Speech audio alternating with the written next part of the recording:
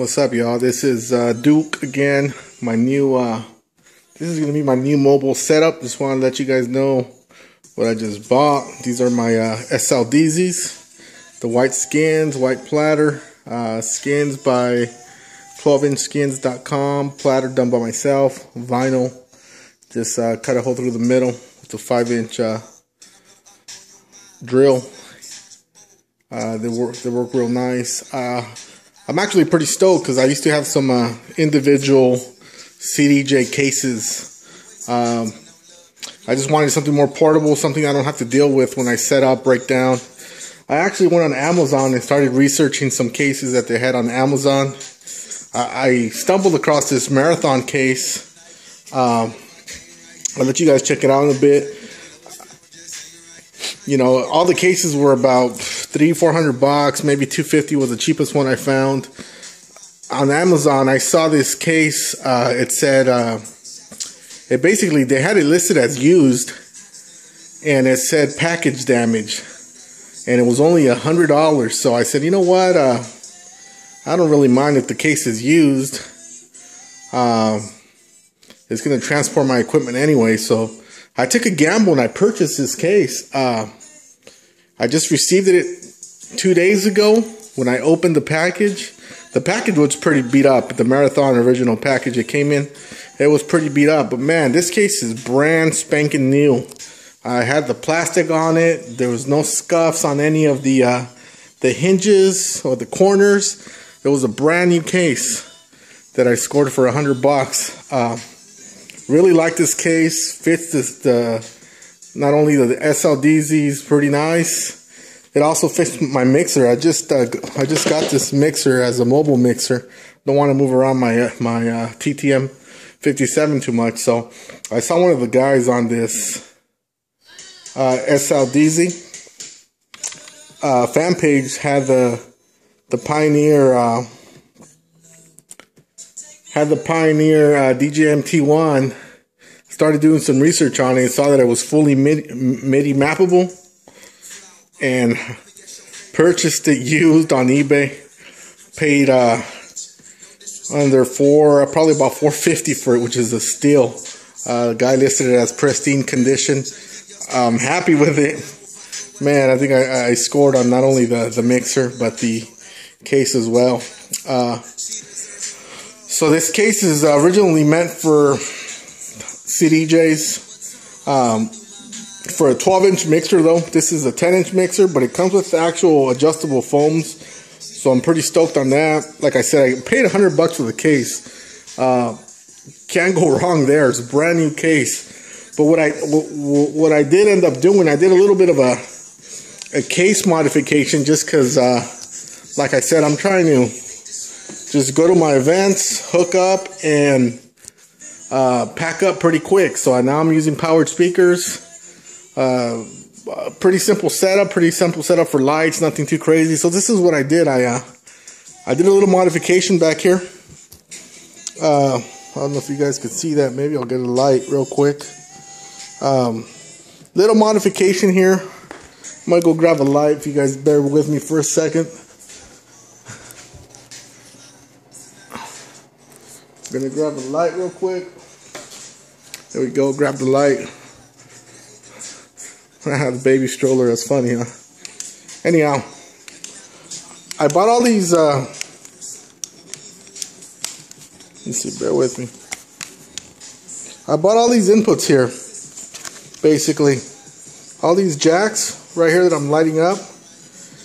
I was looking at YouTube and I saw some pretty cool stuff people did to their cases as far as mods. For example, this cable here that's plugged in here. Right now I put the, it looks like it's a new trick tip. It's called a power in. What I did is I cut an extension cord that I bought at Home Depot. It has 3 prongs. It's meant for like laptops, hard drives. It has 3 plugs. It's perfect because all I have to do to get power is plug in there. My laptop's plugged into it. Works out real nice. Not only did I do that, I plugged in I made another similar cable. You could probably see it. I have one right there. Let me zoom in. It's basically, I cut the extension cord and I left a 3-prong on that end. But this is a power in. I customized a power strip in here. That way everything's flush and everything's tucked in real nice. It's Velcroed down, so it's not gonna flip. I'm not gonna flip this case upside down anyhow when I transport it, so I'm not really worried too much about that. So I just want to be able to open it.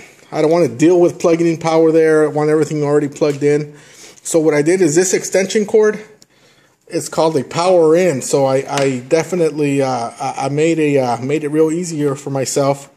So what I did now is I made this cord here. I'm not going to unplug because I have my stuff hooked up now, but it's plugged into the power outlet there. So when I go to a gig, all I have to provide power to not only my mixer, my CDJs and everything else. All I have to do is power, insert this cord here, and it'll power everything in here. I also made all these extra little inputs here. I don't have to reach in back of my mixer and start unplugging because, you know, the wear and tear is what messes up your equipment over time. So what I did here is, from the mixer, I kind of made some extensions here. I did XLRs, because that's the best kind of sound quality. For my booths, I did RCAs, and this is one RCA. I'm only using one RCA right now for a little monitor that I'm using. This is my power out. That's for that extension cord here, and then that's my power in that powers everything. So it's a pretty slick setup. So when I'm done, basically, I just fold over this laptop shelving here, put the lid over, and I'm basically done. I don't have to unplug my SLDZs. I don't have to unplug my mixer. I unplug it from this mobile module here that I put together. It took me a little while to do, but if you're pretty handy with the soldering iron and a screwdriver, man, that's the best way to do your stuff, I think, in my opinion. So I'm gonna let you guys know kind of what I've been doing. I just kind of put this thing together today. A little sloppy, but you know, this is kind of, I'm doing it out of my kitchen, so just kind of bear with me. It's saying that I don't have my power cord installed. So this is the Pioneer DJM T1. It's meant for tractor. Comes with the version of tractor. I'm not a tractor DJ, but definitely would like to start seeing what tractor is all about. What I like about this mixer, it's fully MIDI compatible. You can program your crossfaders for video DJing, your lines. I like it too because it has it has endless possibilities. Basically, it has 4 cue points right here, which can work kind of as dicers. You don't need dicers with this because it has 4 that you could program for 4 different cue points. If you hit the shift button, if you hit the double shift button, you have another 4 that you could use on each side. Also, if you hit the select button here, it switches over from hot cues to samplers. So not only can these be used for hot cues or loops or whatnot, you could throw some samplers from your Serato, and they'll definitely, you can store up to 4 or 5 different samples if you use this bottom button here, which is, for me, it kicks ass, man. Another thing that I liked about this mixer is these here on each side, they're the effects buttons. You could definitely control the Serato effects, your delays, your flangers, your echoes off of these, all MIDI controllable. You could turn them on and off at any time. That makes the job a lot easier. Mixer here, it has, you know, your play, pause, cue. You don't even have to use CDJs if you're like doing a wedding and they just want you to play a playlist. You could basically just take this mixer in a laptop and you could work Serato internally. I have the play and pause program to my MIDIs, my cues. I have this wet, dry knob program to control my faders, my pitch bends. You know, just in case something ever happens to my SLDZs, I could always resort to use a program internally. You know, haven't had these too long. I've had these probably for a few months now.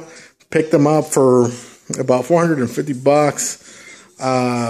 You know, so I'm testing them out. So as I'm testing it out, I stumbled on your fan page, and I'm trying to learn as much as I can from you guys, and I'm just trying to share the knowledge of whatever I learn to see what you guys are doing. Only thing I didn't like about this coffin was I was hoping everything fit flush, but I'm working with an old SL1 box, and it doesn't really quite fit. So it kind of fits, it sticks out a little bit. Not really liking it. I tried buying some 90-degree RCAs to see if I could make it fit, but I don't want to force it. I just don't want to force it because that's when the cables start going bad. What I might think about doing in the future is I'm going to take this mixer out. I'm thinking about cutting a big square underneath the mixer, removing the foam padding, and lining it, concealing it in there, because I think I'm just going to use this setup with my SLDZs. I have in the process, I'm going to do some modifications of some 1200s that I also purchased off Craigslist for about $350. I bought the $350 for the pair, which is an incredible deal. Right here in the Bay Area, there's a lot of DJs. I mean, DJs are a dime a dozen, so people stop DJing and they'll put their stuff on for sale, and I look for good deals, and I'll pick them up. You know, I'm going to start modifying these and making myself a pair of 1200s that I can use on the road when I want to go DJ somewhere with vinyl. But right now, I'm just focused on portability and lightness, and this is why I like my SLDZ. So, you know, comment, let me know what you guys think about this setup. You know, I know a couple of you have this Pioneer DJM T1. I want to give you guys props because of you. I actually started looking at this mixer. Thanks for posting it up in the fan page. I'm happy with this mixer. I'm just barely learning on what it can do. I mean, I've had it for 2 days. This is probably the most solid day I've spent with it, just to try to learn the ins and outs. But overall, I'm real happy with it. Can't really complain. But you know, I just think for this setup here, without using dicers or without using anything, and controlling video SL, Serato video controls the faders, controls everything. I think this is the best bang for your buck. I really love this setup. You know, so like I said, this is a hot cue here. I got it working with my Serato. So far, everything works real well. You know, I could program my cues wherever I want. I'm pretty stoked on that. And it's working off the SD mode right now.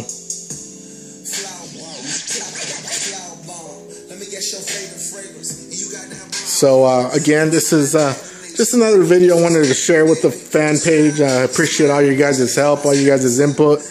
I mean, you guys are what's making me kind of do a little bit more mods and get out there and see what people can do. People who are in a budget, because I'm always looking for deals. I'm always looking for the best deal. If I can help somebody out in any way, feel free. Let me know. Let me know what you guys think about the setup. Other than that, I'm out. DJ Duke, Bay Area. Late.